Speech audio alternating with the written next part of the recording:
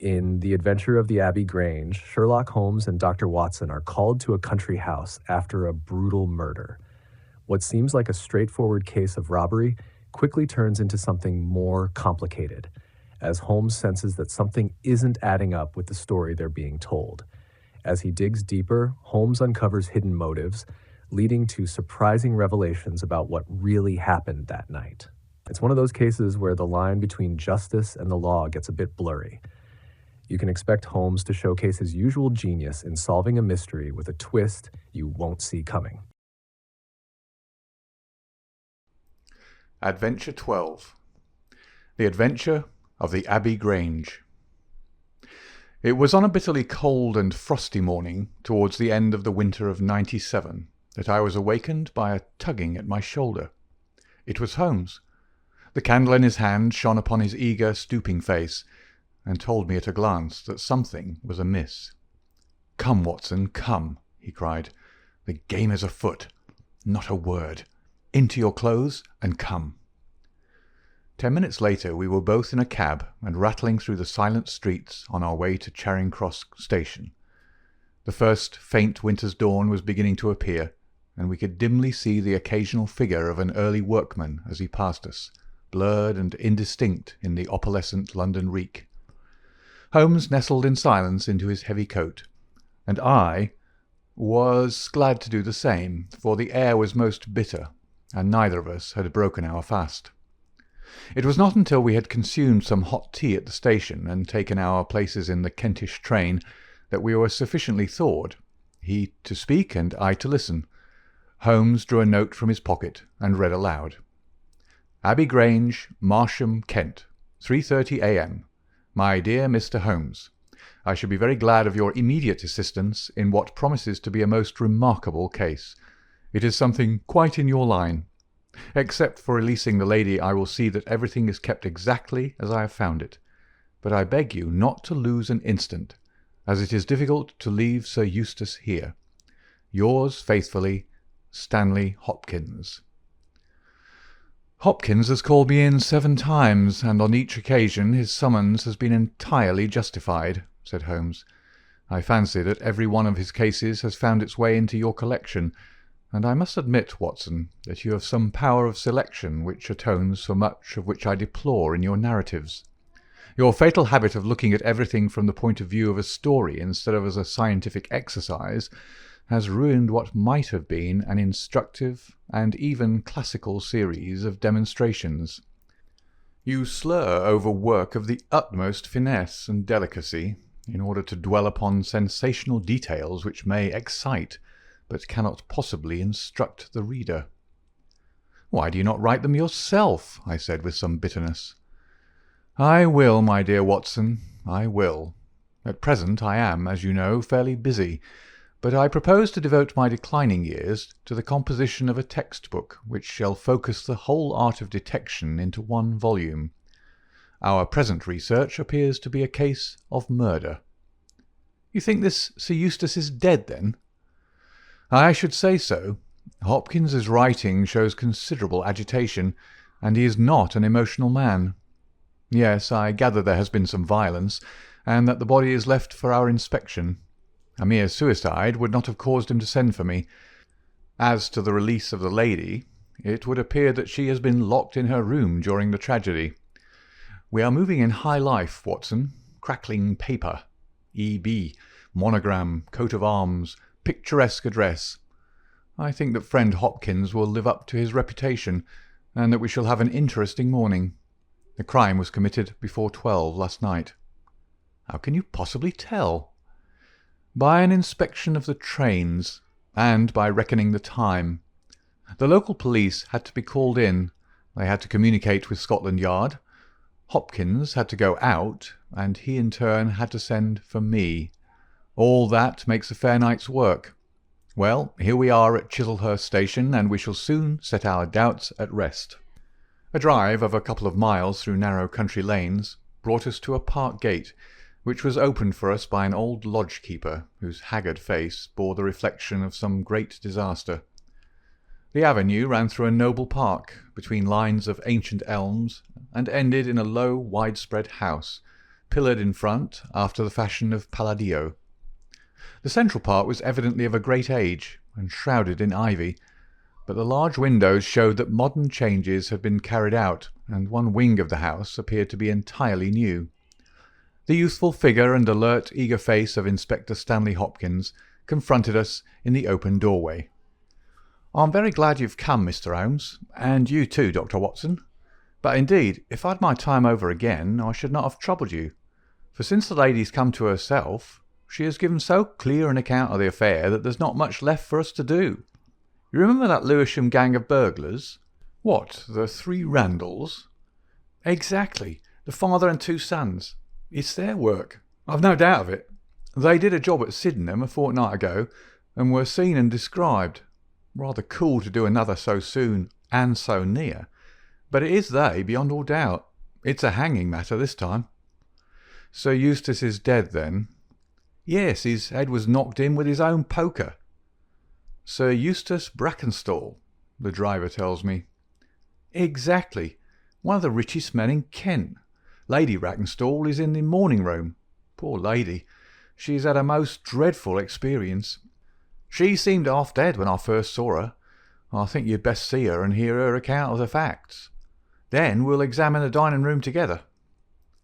Lady Brackenstall was no ordinary person. Seldom have I seen so graceful a figure, so womanly a presence, and so beautiful a face. She was a blonde, golden-haired, blue-eyed, and would no doubt have had the perfect complexion which goes with such colouring, had not her recent experience left her drawn and haggard. Her sufferings were physical as well as mental, for over one eye rose a hideous plum-coloured swelling, which her maid, a tall, austere woman, was bathing assiduously with vinegar and water. The lady lay back exhausted upon her couch, but her quick, observant gaze as we entered the room, and the alert expression of her beautiful features, showed that neither her wits nor her courage had been shaken by her terrible experience. She was enveloped in a loose dressing-gown of blue and silver, but a black sequin-covered dinner-dress lay upon the couch beside her. "I have told you all that happened, Mr. Hopkins," she said wearily. "Could you not repeat it for me? Well, if you think it necessary, I will tell these gentlemen what occurred. Have they been in the dining-room yet?" "I thought they had better hear your ladyship's story first." "I shall be glad when you can arrange matters. It is horrible to me to think of him still lying there." She shuddered, and buried her face in her hands. As she did so, the loose gown fell back from her forearms. Holmes uttered an exclamation. "You have other injuries, madam. What is this?" 2 vivid red spots stood out on one of the white round limbs. She hastily covered it. "It is nothing. It has no connection with this hideous business tonight. If you and your friend will sit down, I will tell you all I can. I am the wife of Sir Eustace Brackenstall. I have been married about a year. I suppose that it is no use my attempting to conceal that our marriage has not been a happy one. I fear that all our neighbours would tell you that, even if I were to attempt to deny it. Perhaps the fault may be partly mine. I was brought up in the freer, less conventional atmosphere of South Australia, and this English life, with its proprieties and its primness, is not congenial to me. But the main reason lies in the one fact which is notorious to everyone, and that is that Sir Eustace was a confirmed drunkard. To be with such a man for an hour is unpleasant. Can you imagine what it means for a sensitive and high-spirited woman to be tied to him for day and night? It is a sacrilege, a crime, a villainy to hold that such a marriage is binding. I say that these monstrous laws of yours will bring a curse upon the land. God will not let such wickedness endure." For an instant she sat up, her cheeks flushed and her eyes blazing from under the terrible mark upon her brow. Then she strong, soothing hand of the austere maid drew her head down onto the cushion, and the wild anger died away into passionate sobbing. At last she continued, "I will tell you about last night. You are aware, perhaps, that in this house all the servants sleep in the modern wing. This central block is made up of the dwelling rooms, with the kitchen behind and our bedroom above. My maid, Teresa, sleeps above my room. There is no one else, and no sound could alarm those who are in the farther wing. This must have been well known to the robbers, or they would not have acted as they did. Sir Eustace retired about 10:30. The servants had already gone to their quarters. Only my maid was up, and she had remained in her room at the top of the house until I needed her services. I sat until after 11 in this room, absorbed in a book. Then I walked round to see that all was right before I went upstairs. It was my custom to do this myself, for, as I have explained, Sir Eustace was not always to be trusted. I went into the kitchen, the butler's pantry, the gun-room, the billiard-room, the drawing-room, and finally the dining-room. As I approached the window, which is covered with thick curtains, I suddenly felt the wind blow upon my face, and realized that it was open. I flung the curtain aside, and found myself face to face with a broad-shouldered elderly man, who had just stepped into the room. The window is a long French one, which really forms a door leading to the lawn. I held my bedroom candle lit in my hand, and by its light, behind the first man, I saw two others who were in the act of entering. I stepped back, but the fellow was on me in an instant. He caught me first by the wrist and then by the throat. I opened my mouth to scream, but he struck me a savage blow with his fist over the eye and felled me to the ground. I must have been unconscious for a few minutes, for when I came to myself, I found that they had torn down the bell rope and had secured me tightly to the oaken chair which stands at the head of the dining-room table. I was so firmly bound that I could not move, and a handkerchief round my mouth prevented me from uttering a sound. It was at this instant that my unfortunate husband entered the room. He had evidently heard some suspicious sounds, and he came prepared for such a scene as he found.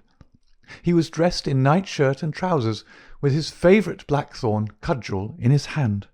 He rushed at the burglars, but another, it was an elderly man, stooped, picked the poker out of the grate, and struck him a horrible blow as he passed. He fell with a groan, and never moved again. I fainted once more, but again it could only have been for a very few minutes, during which I was insensible. When I opened my eyes, I found that they had collected the silver from the sideboard, and they had drawn a bottle of wine which stood there. Each of them had a glass in his hand. I have already told you, have I not, that one was elderly, with a beard, and the others young, hairless lads. They might have been a father with his two sons. They talked together in whispers. Then they came over and made sure that I was securely bound. Finally they withdrew, closing the window after them. It was quite a quarter of an hour before I got my mouth free. When I did so, my screams brought the maid to my assistance. The other servants were soon alarmed, and we sent for the local police, who instantly communicated with London. That is really all that I can tell you, gentlemen, and I trust that it will not be necessary for me to go over so painful a story again. "Any questions, Mr. Holmes?" asked Hopkins. "I will not impose any further tax upon Lady Brackenstall's patience and time," said Holmes. "Before I go into the dining-room, I should like to hear your experience." He looked at the maid. "I saw the man before ever they came into the house," said she. "As I sat by my bedroom window, I saw 3 men in the moonlight down by the lodge gate yonder, but I thought nothing of it at the time. It was more than an hour after that I heard my mistress scream, and down I ran to find her, poor lamb, just as she says, and him on the floor with his blood and brains over the room. It was enough to drive a woman out of her wits, tied there, and her very dress spotted with him. But she never wanted courage, did Miss Mary Fraser of Adelaide, and Lady Brackenstall of Abbey Grange hasn't learned new ways. You've questioned her long enough, you gentlemen, and now she's coming to her own room, just with her old Teresa, to get the rest that she badly needs." With a motherly tenderness, the gaunt woman put her arm round her mistress and led her from the room. "She's been with her all her life," said Hopkins. "Nursed her as a baby, and came with her to England when they first left Australia 18 months ago. Teresa Wright is her name, and the kind of maid you don't pick up nowadays. This way, Mr. Holmes, if you please." The keen interest had passed out of Holmes's expressive face, and I knew that with the mystery all the charm of the case had departed. There still remained an arrest to be effected, but what were these commonplace rogues that he should soil his hands with them? An abstruse and learned specialist, who finds that he has been called in for a case of measles, would experience something of the annoyance which I read in my friend's eyes. Yet the scene in the dining-room of the Abbey Grange was sufficiently strange to arrest his attention and to recall his waning interest. It was a very large and high chamber, with carved oak ceiling, oaken panelling, and a fine array of deer's heads and ancient weapons around the walls. At the further end from the door was the high French window of which we had heard. 3 smaller windows on the right-hand side filled the apartment with cold winter sunshine. On the left was a large, deep fireplace, with a massive overhanging oak mantelpiece. Beside the fireplace was a heavy oaken chair with arms and crossbars at the bottom. In and out through the open woodwork was woven a crimson cord, which was secured at each side to the crosspiece below. In releasing the lady, the cord had been slipped off her, but the knots with which it had been secured still remained. These details only struck our attention afterwards, for our thoughts were entirely absorbed by the terrible object which lay upon the tiger-skin hearthrug in front of the fire. It was the body of a tall, well-made man about 40 years of age. He lay upon his back, his face upturned, with his white teeth grinning through his short black beard. His 2 clenched hands were raised above his head, and a heavy blackthorn stick lay across them. His dark, handsome, aquiline features were convulsed into a spasm of vindictive hatred which had set his dead face in a terribly fiendish expression. He had evidently been in his bed when the alarm had broken out, for he wore a foppish embroidered nightshirt, and his bare feet projected from his trousers.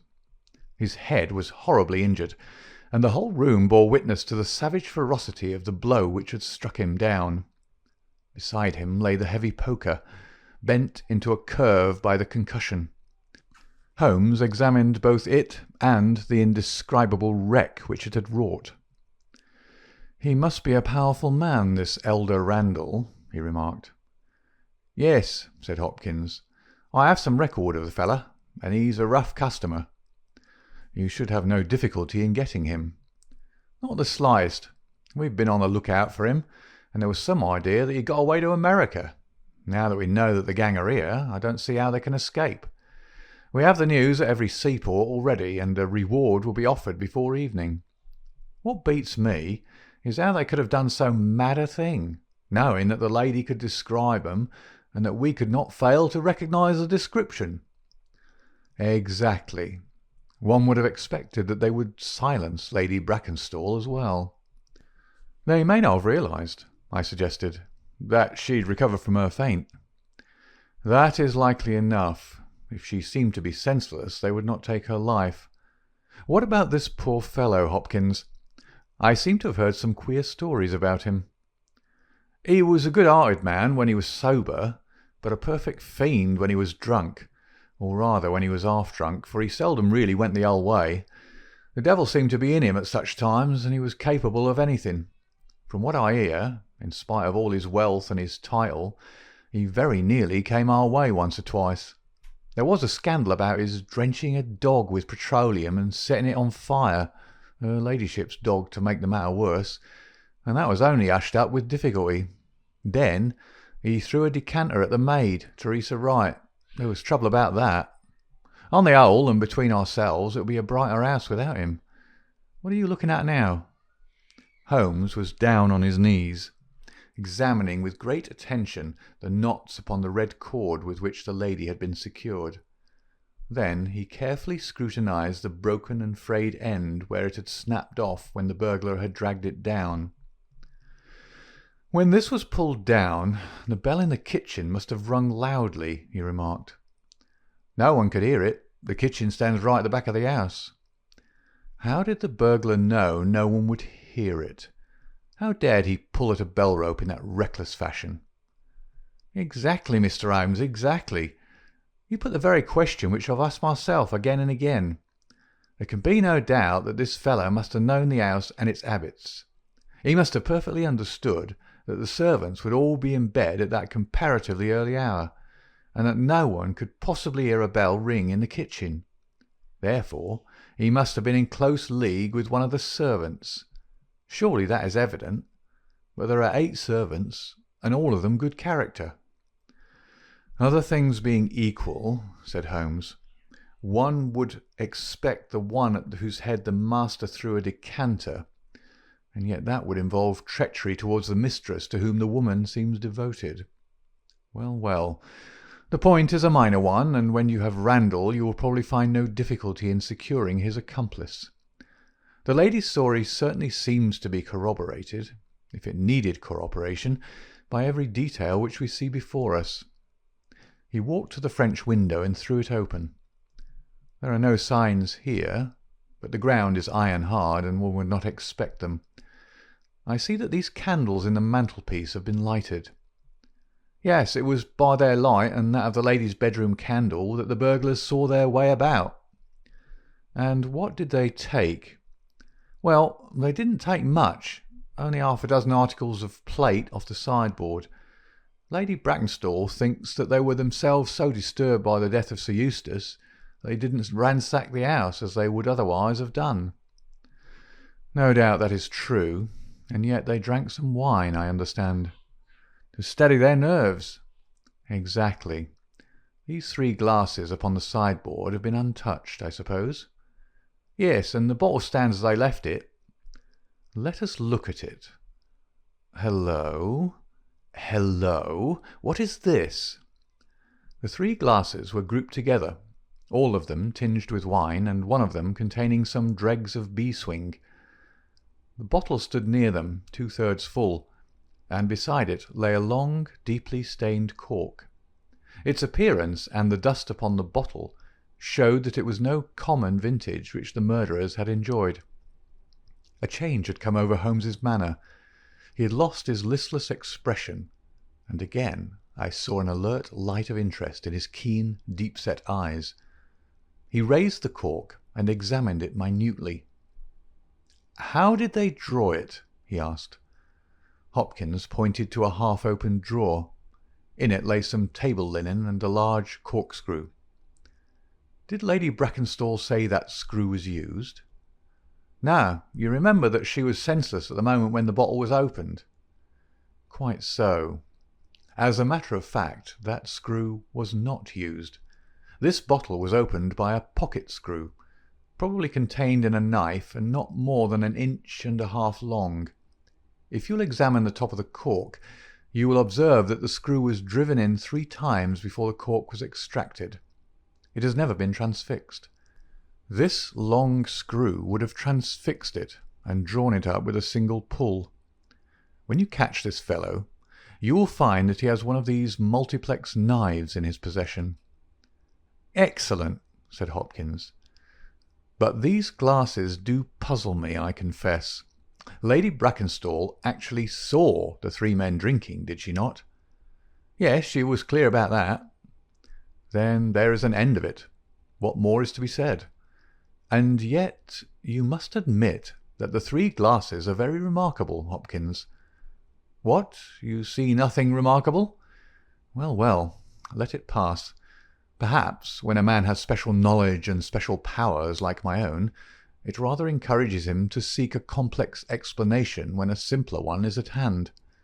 Of course, it must be a mere chance about the glasses. Well, good morning, Hopkins. I don't see that I can be of any use to you, and you appear to have your case very clear. You'll let me know when Randall is arrested, and any further developments which may occur. I trust that I shall soon have to congratulate you upon a successful conclusion. Come, Watson, I fancy that we may employ ourselves more profitably at home." During our return journey, I could see by Holmes's face that he was much puzzled by something which he had observed.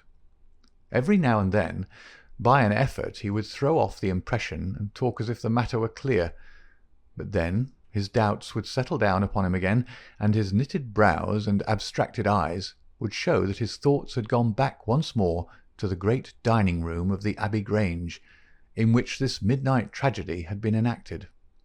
At last, by a sudden impulse, just as our train was crawling out of a suburban station, he sprang onto the platform and pulled me out after him.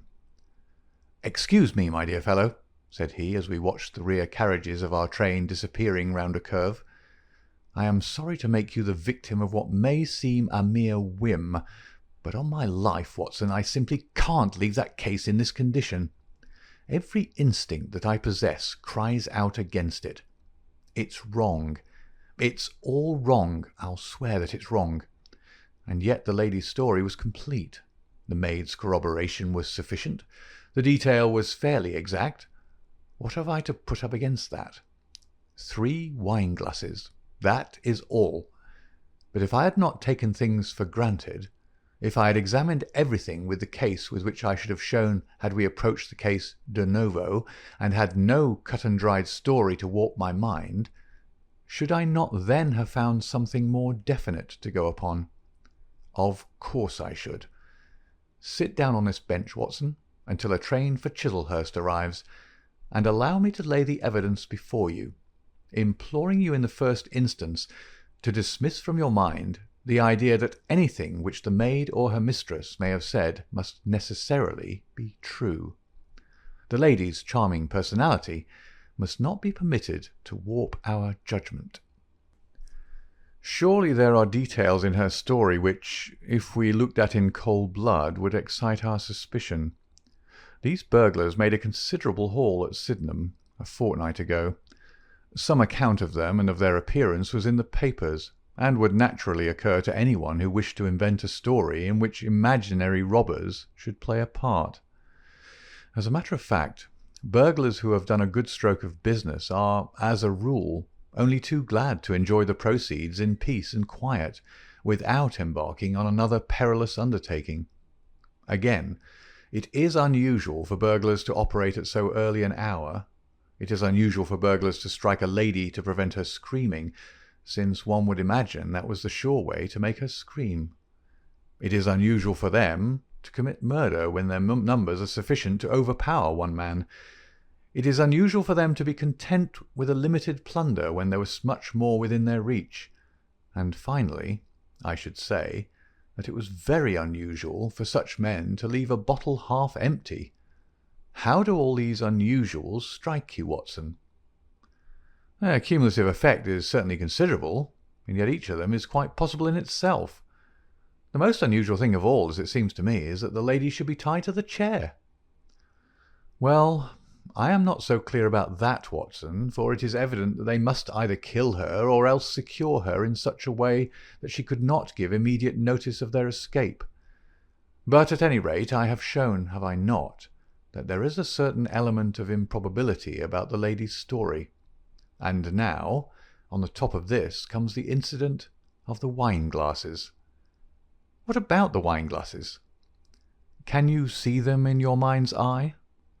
I see them clearly. We are told that 3 men drank from them. Does that strike you as likely? Why not? There was wine in each glass. Exactly. But there was beeswing only in 1 glass. You must have noticed that fact. What does that suggest to your mind? The last glass filled will be most likely to contain beeswing? Not at all. The bottle was full of it, and it is inconceivable that the first 2 glasses were clear and the third heavily charged with it. There are 2 possible explanations, and only 2. One is that after the second glass was filled, the bottle was violently agitated, and so the third glass received the beeswing. That does not appear probable. No, I am sure that I am right. What then do you suppose? That only 2 glasses were used, and that the dregs of both were poured into a third glass, so as to give the false impression that 3 people had been here. In that way all the beeswing would be in the last glass, would it not? Yes, I am convinced that this is so. But if I have hit upon the true explanation of this one small phenomenon, then in an instant the case rises from the commonplace to the exceedingly remarkable. for it can only mean that Lady Brackenstall and her maid have deliberately lied to us, that not one word of their story is to be believed, that they have some very strong reason for covering the real criminal, and that we must construct our case for ourselves without any help from them. That is the mission which now lies before us. And here, Watson, is the Sydenham train." The household at the Abbey Grange were much surprised at our return, but Sherlock Holmes, finding that Stanley Hopkins had gone off to report to headquarters, took possession of the dining-room, locked the door upon the inside, and devoted himself for 2 hours to one of those minute and laborious investigations which form the solid basis on which his brilliant edifices of deduction were reared. Seated in a corner like an interested student who observes the demonstration of his professor, I followed every step of that remarkable research. The window, the curtains, the carpet, the chair, the rope, each in turn was minutely examined and duly pondered. The body of the unfortunate baronet had been removed, and all else remained as we had seen it in the morning. Finally, to my astonishment, Holmes climbed up onto the massive mantelpiece. Far above his head hung the few inches of red cord which were still attached to the wire. For a long time he gazed upward at it, and then in an attempt to get nearer to it he rested his knee upon a wooden bracket on the wall. This brought his hand within a few inches of the broken end of the rope, but it was not this so much as the bracket itself which seemed to engage his attention. Finally, he sprang down with an ejaculation of satisfaction. "It's all right, Watson," said he. "We have got our case, one of the most remarkable in our collection. But, dear me, how slow-witted I have been, and how nearly I have committed the blunder of my lifetime. Now I think that, with a few missing links, my chain is almost complete. You've got your men?" "Man, Watson, man. Only one, but a very formidable person, strong as a lion. Witness the blow that bent that poker. 6'3" in height, active as a squirrel, dexterous with his fingers, finally remarkably quick-witted, for this whole ingenious story is of his concoction. Yes, Watson, we have come upon the handiwork of a very remarkable individual, and yet in that bell-rope he has given us a clue which should not have left us a doubt." "Where was the clue?" "Well, if you were to pull down a bell-rope, Watson, where would you expect it to break? Surely at the spot where it is attached to the wire. Why should it break 3 inches from the top, as this one has done?" "Because it's frayed there?" "Exactly. This end, which we can examine, is frayed. He was cunning enough to do that with his knife. But the other end is not frayed. You could not observe that from here, but if you were on the mantelpiece you would see that it is cut clean off without any mark of fraying whatever. You can reconstruct what occurred. The man needed the rope. He would not tear it down for fear of giving the alarm by ringing the bell. What did he do? He sprang up on the mantelpiece, could not quite reach it, put his knee on the bracket, you will see the impression in the dust, and so got his knife to bear upon the cord. I could not reach the place by at least 3 inches, from which I infer that he is at least 3 inches a bigger man than I. Look at that mark upon the seat of the oaken chair. What is it?" "Blood."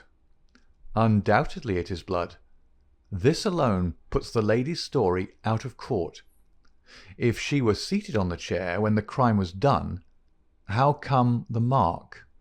No, no. She was placed in the chair after the death of her husband. I'll wager that the black dress shows a corresponding mark to this. We have not yet met our Waterloo, Watson, but this is our Marengo, for it begins in defeat and ends in victory. I should like now to have a few words with the nurse Teresa. We must be wary for a while, if we are to get the information which we want." She was an interesting person, this stern Australian nurse, taciturn, suspicious, ungracious. It took some time before Holmes's pleasant manner and frank acceptance of all that she said thawed her into a corresponding amiability. She did not attempt to conceal her hatred for her late employer. "Yes, sir, it is true that he threw the decanter at me. I heard him call my mistress a name, and I told him that he should not dare speak to her as if her brother had been there. Then it was that he threw it at me. He might have thrown a dozen if he'd but left my bonny bird alone. He was forever ill-treating her, and she too proud to complain. She will not even tell me all that he's done to her. She never told me of those marks on her arm that you saw this morning, but I know very well what they came from a stab with a hat-pin. The sly devil! God forgive me that I should speak of him so, now that he's dead. But a devil he was, if ever one walked the earth. He was all honey when we first met him, only 18 months ago. We both feel as if it were 18 years. She'd only just arrived in London. Yes, it was her first voyage. She'd never been from home before. He won her with his title and his money and his false London ways. If she made a mistake, she's paid for it, if ever a woman did. What month did we meet him? Well, I tell you, it was just after we arrived. We arrived in June, and it was July. We were married in January last year. Yes, she's down in the morning room again, and I have no doubt she'll see you. But you must not ask too much of her, for she's gone through all that flesh and blood will stand." Lady Brackenstall was reclining on the same couch, but looked brighter than before. The maid had entered with us, and began once more to foment the bruise upon her mistress's brow. "I hope," said the lady, "that you have not come to cross-examine me again." "No," Holmes answered in his gentlest voice. "I will not cause you any unnecessary trouble, Lady Brackenstall, and my whole desire is to make things easy for you, for I am convinced that you are a much-tried woman. If you will treat me as a friend and trust me, you may find that I will justify your trust." "What do you want me to do?" "To tell me the truth." "Mr. Holmes." "No, no, Lady Brackenstall. It is no use. You may have heard of any little reputation which I possess. I will stake it all on the fact that your story is an absolute fabrication." Mistress and maid were both staring at Holmes with pale faces and frightened eyes. "You are an impudent fellow," cried Teresa. "Do you mean to say that my mistress has told a lie?" Holmes rose from his chair. "Have you nothing to tell me?" "I have told you everything." "Think once more, Lady Brackenstall. Would it not be better to be frank?" For an instant there was hesitation in her beautiful face. Then some new strong thought caused it to set like a mask. "I have told you all I know." Holmes took his hat and shrugged his shoulders.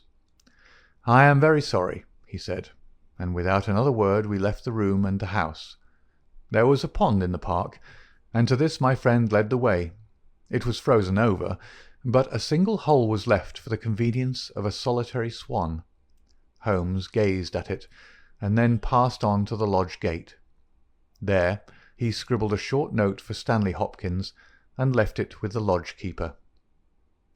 It may be a hit or it may be a miss, but we are bound to do something for friend Hopkins, just to justify this second visit, said he. I will not quite take him into my confidence yet. I think our next scene of operations must be the shipping office of the Adelaide-Southampton line, which stands at the end of Pall Mall, if I remember right.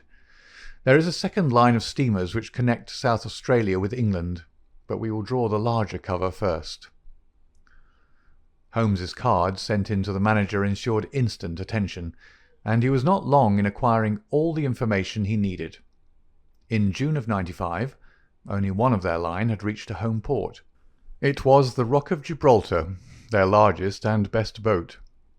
A reference to the passenger list showed that Miss Fraser of Adelaide, with her maid, had made the voyage in her. The boat was now somewhere south of the Suez Canal on her way to Australia. Her officers were the same as in '95, with one exception.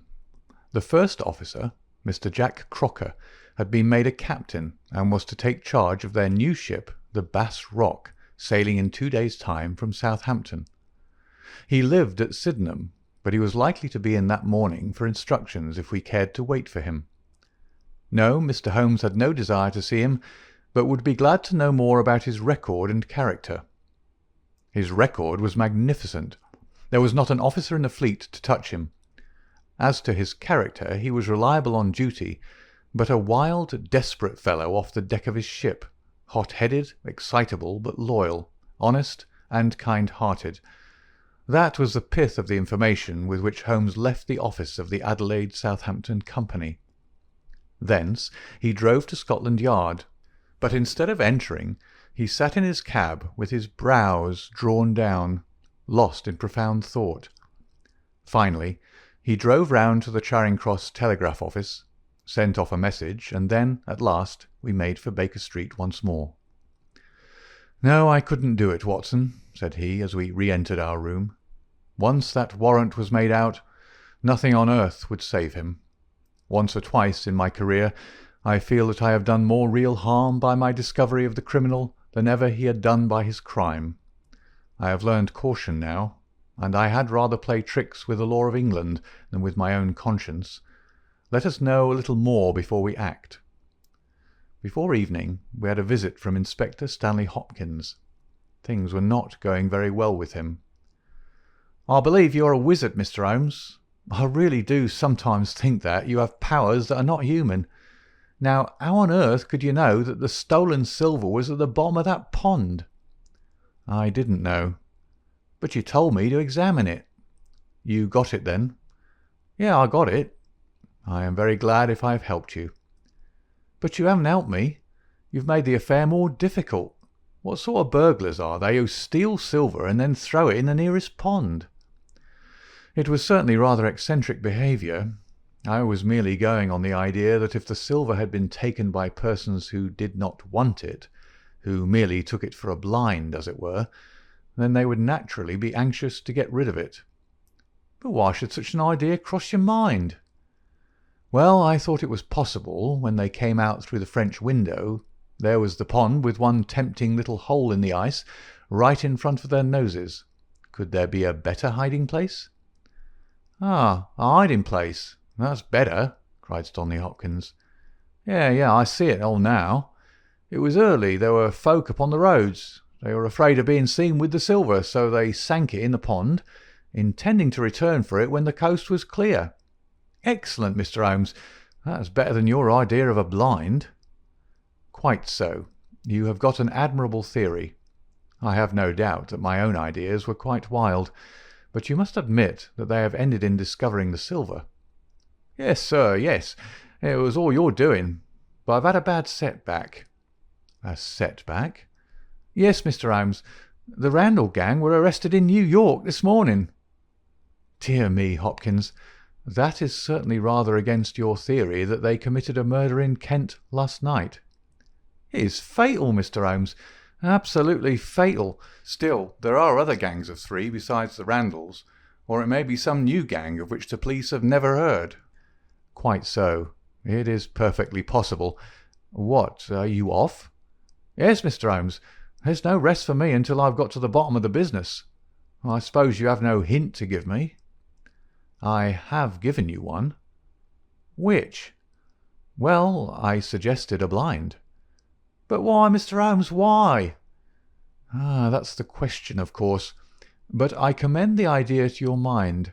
You might possibly find that there was something in it. You won't stop for dinner? Well, good-bye, and let us know how you get on."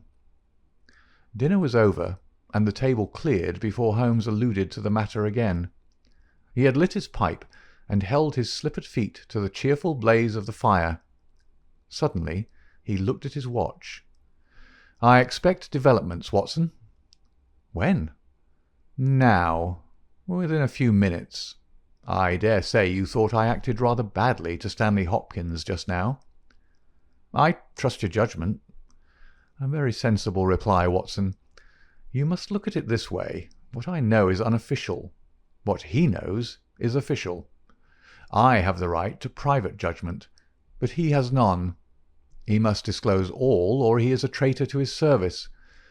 In a doubtful case I would not put him in so painful a position, and so I reserve my information until my own mind is clear upon the matter." "But when will that be?" "The time has come. You will now be present at the last scene of a remarkable little drama." There was a sound upon the stairs, and our door was opened to admit as fine a specimen of manhood as ever passed through it. He was a very tall young man, golden-moustached, blue-eyed, with a skin which had been burned by tropical suns, and a springy step which showed that the huge frame was as active as it was strong. He closed the door behind him, and then he stood with clenched hands and heaving breast, choking down some overmastering emotion. "Sit down, Captain Crocker. You got my telegram?" "I got your telegram, and I came at the hour you said. I heard you had been down to the office. There's no getting away from you. Let's hear the worst. What are you going to do with me? Arrest me? Speak out, man. You can't sit there and play with me like a cat with a mouse." "Give him a cigar," said Holmes. "Bite on that, Captain Crocker, and don't let your nerves run away with you. I should not sit here smoking with you if I thought that you were a common criminal. You may be sure of that. Be frank with me, and we may do some good. Play tricks with me, and I'll crush you. What do you wish me to do?" "To give me a true account of all that happened at the Abbey Grange last night. A true account, mind you, with nothing added and nothing taken off. I know so much already that if you go 1 inch off the straight, I'll blow this police whistle from my window, and the affair goes out of my hands forever." The sailor thought for a little. Then he struck his leg with his great sunburned hand. "I'll chance it," he cried. "I'll believe you, are a man of your word and a white man, and I'll tell you the whole story. But one thing I will say first. As far as I'm concerned, I regret nothing, and I fear nothing, and I'd do it all again and be proud of the job. Damn the beast, if he had as many lives as a cat, he'd owe them all to me.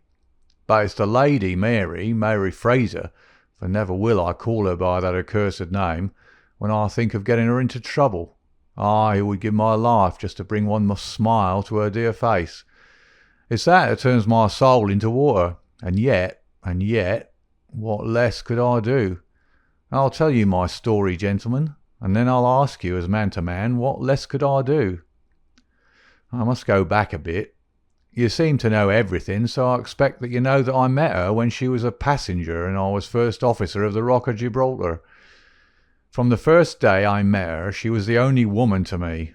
Every day of that voyage I loved her more, and many a time since have I keeled down in the darkness of the night watch and kissed the deck of that ship because I knew her dear feet had trod on it. She was never engaged to me. She treated me as fairly as ever a woman treated a man. I've no complaint to make. It was all love on my side and all good comradeship and the friendship on hers. When we parted, she was a free woman, but I could never again be a free man. Next time I came back from sea, I heard of her marriage. Well, why shouldn't she marry whom she liked? Title and money, who could carry them better than she? She was born for all that is beautiful and dainty. I didn't grieve over her marriage. I was not such a selfish hound as that. I just rejoiced that good luck had come her way, and that she had not thrown herself away on a penniless sailor. That's how I loved Mary Fraser. Well, I never thought to see her again, but last voyage I was promoted, and the new boat was yet launched, so I had to wait for a couple of months with my people at Sydenham. One day out in a country lane I met Teresa Wright, her old maid. She told me all about her, all about him, about everything. I tell you, gentlemen, it nearly drove me mad. This drunken hound, that he should dare to raise his hand to her, whose boots he was not worthy to lick. I met Teresa again. Then I met Mary herself, and met her again. Then she would meet me no more, but the other day I had a notice that I was to start on my voyage within a week, and I determined that I would see her once before I left. Teresa was always my friend, for she loved Mary and hated this villain almost as much as I did. From her I learned the ways of the house. Mary used to sit up reading in her own little room downstairs. I crept round there last night and scratched at the window. At first she would not open to me, but in her heart I know that now she loves me, and she could not leave me in the frosty night. She whispered to me to come round to the big front window, and I found it open before me, so as to let me into the dining room. Again I heard from her own lips things that made my blood boil, and again I cursed this brute who mishandled the woman I loved. Well, gentlemen, I was standing with her just inside the window, in all innocence as God is my judge, when he rushed like a madman into the room, called her the vilest name that a man could use to a woman, and welted her across the face with the stick he had in his hand. I had sprung for the poker, and it was a fair fight between us. See here on my arm, where his first blow fell. Then it was my turn, and I went through him as if he'd been a rotten pumpkin. Do you think I was sorry? Not I. It was his life or mine. But far more than that, it was his life or hers. For how could I leave her in the power of this madman? That was how I killed him. Was I wrong? Well then, what would either of you gentlemen have done if you had been in my position? She had screamed when he struck her, and that brought old Teresa down from the room above. There was a bottle of wine on the sideboard, and I opened it and poured a little between Mary's lips, for she was half dead with shock. Then I took a drop myself. Teresa was as cool as ice, and it was her plot as much as mine. We must make it appear that burglars had done the thing. Teresa kept on repeating our story to her mistress, while I swarmed up and cut the rope of the bell. Then I lashed her in a chair and frayed out the end of the rope to make it look natural, else they would wonder how in the world a burglar could have got there to cut it. Then I gathered up a few plates and pots of silver to carry out the idea of the robbery, and there I left them, with orders to give the alarm when I had a quarter of an hour's start. I dropped the silver into the pond and made off for Sydenham, feeling that for once in my life I had done a real good night's work. And that's the truth. And the old truth, Mr. Holmes, if it cost me my neck. Holmes smoked for some time in silence, and he crossed the room and shook our visitor by the hand. That's what I think, said he. I know that every word is true, for you have hardly said a word which I did not know. No one but an acrobat or a sailor could have got up to that bell rope from the bracket, and no one but a sailor could have made the knots with which the cord was fastened to the chair. Only once had this lady been brought into contact with sailors, and that was on her voyage. And it was someone of her own class of life, since she was trying hard to shield him, and so showing that she loved him. You see how easy it was for me to lay my hands upon you when once I had started upon the right trail. I thought the police never could have seen through our dodge. And the police haven't. Nor will they, to the best of my belief. Now look here, Captain Crocker. This is a very serious matter, though I am willing to admit that you acted under the most extreme provocation to which any man could be subjected.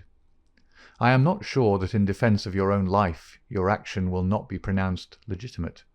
However, that is for a British jury to decide.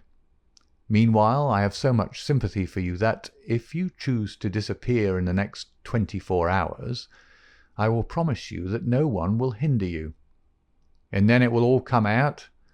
Certainly it will come out. The sailor flushed with anger. What sort of proposal is that to make a man? I know enough of law to understand that Mary would be held as accomplice. Do you think I would leave her alone to face the music while I slunk away? No, sir. Let them do their worst upon me, but for heaven's sake, Mr. Holmes, find some way to keep my poor Mary out of the courts. Holmes for a second time held out his hand to the sailor. I was only testing you, and you ring true every time. Well, it is a great responsibility that I take upon myself, but I have given Hopkins an excellent hint, and if he can't avail himself of it, I can do no more. See here, Captain Crocker, we'll do this in due form of law. You are the prisoner.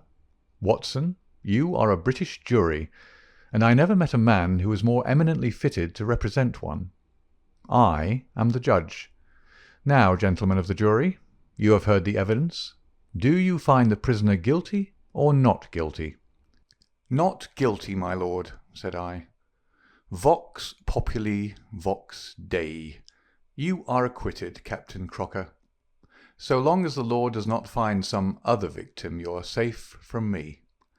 Come back to this lady in a year, and may her future and yours justify us in the judgment which we have pronounced this night. End of the adventure of the Abbey Grange.